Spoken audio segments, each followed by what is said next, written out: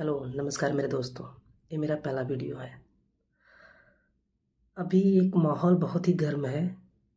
सड़क से लेकर संसद तक हर जगह चर्चाएं हो रही हैं। बात चल रही है बाबर पे कि बाबर कौन था।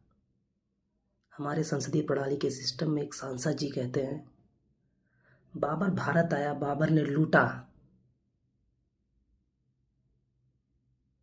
तो वो देशद्रोही है, वो गद्दार हैं, वो विदेशी हैं।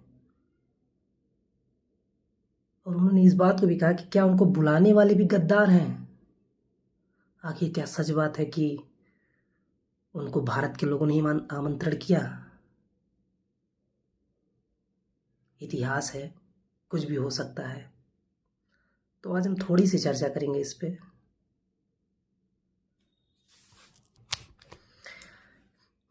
कहा जाता है कि बाबर कहता है अपनी आत्मकथा में कि उसने जब तक पानीपत का युद्ध जीत नहीं लिया तब तक उसके भारत को जीतने की लालसा खत्म नहीं हुई। भारत में पंजाब के सूबेदार, अफगान पंजाब सूबेदार दौलत खान थे।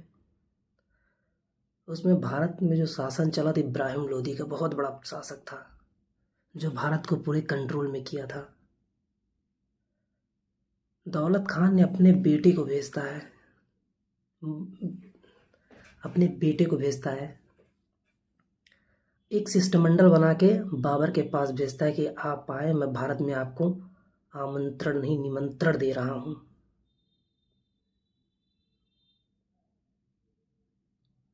बाबर इससे खुश होता है क्योंकि बाबर को तो पता था मुझे भारत को कैसे कब्जा करना है, भारत पे शासन करना है। क्योंकि जितने जितने राज्य पे शासन कर रहा था भारत, उसके सैनिक का भी खर्च पूरा नहीं हो पा रहा था।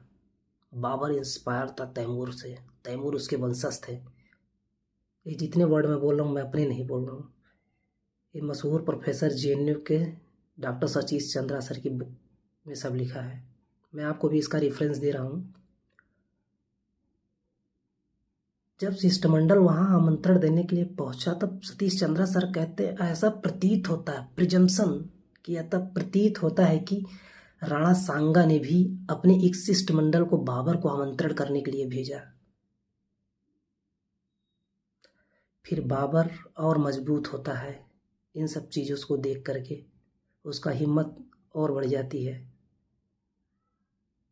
तब उसने 1526 में इब्राहिम लोदी के खिलाफ पानीपत में युद्ध लड़ा। इसके बाद तो पूरी जनता जान रही है।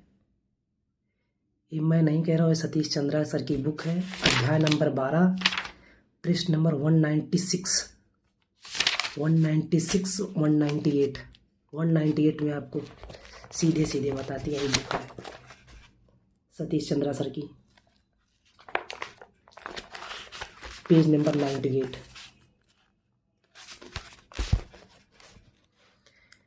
इतिहास कंफर्मेशन पे नहीं चलता है, इतिहास प्रिजम्पशन पे ही चलता है, अनुमान ही लगाया जा सकता है।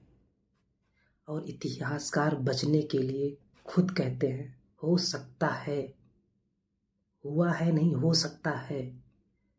शायद सतीश चंद्रा सर भी बचने के लिए ही हो सकता है लगाए हों, लेकिन ये रिसर्च का व्यू है।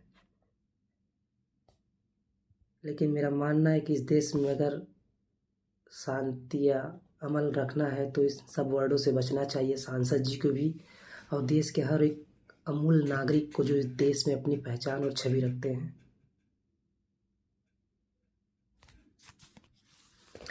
इसमें रत्ती भर भी सकने की बाबर लूटने के ही उद्देश्य से भारत आया था, लेकिन मंशा बदल गई। और दूसरी, इसमें संदेह नहीं किया जा सकता है कि राणा सांगा सच में एक बहादुर थे। कहने के लिए तो कुछ एक्सेप्शन इनके भी हो सकते हैं, लेकिन वास्तविकता ये है कि राणा सांगा भी बहादुर थे, दिलेर थे। तो हम और आप ये डिसाइड नहीं कर सकते कि कौन अच्छा था कौन खराब था। ये भारत की जनता है, भारत के लोग हैं, हम लोग लोकतांत्रिक देश में हैं। हम लोगों को इसको बचाना इस भारतवर्ष का कर्तव्य है। और सरकारें किसी एक पार्टी का समर्थन ना करें। मेरा मानना है कि महापुरुषों का सम्मान किया जाए, चाहे जो राजा आए हों, बाबर आए हों, अकबर आए, दिल्ली सल्तनत चली, मगध चला, सब ने राज्य को बनाया, कुछ नहीं कुछ अच्छी बातें दी। मुगल, मैंने जितना पढ़ा, मुगल लूट के नहीं गए, मुगलों ने बनाया, मुगलों ने भारत में ही बनाया। कुछ को एक्सेप्शन छोड़ दें तो हम लोग कुछ पौधों को छोड़ दें।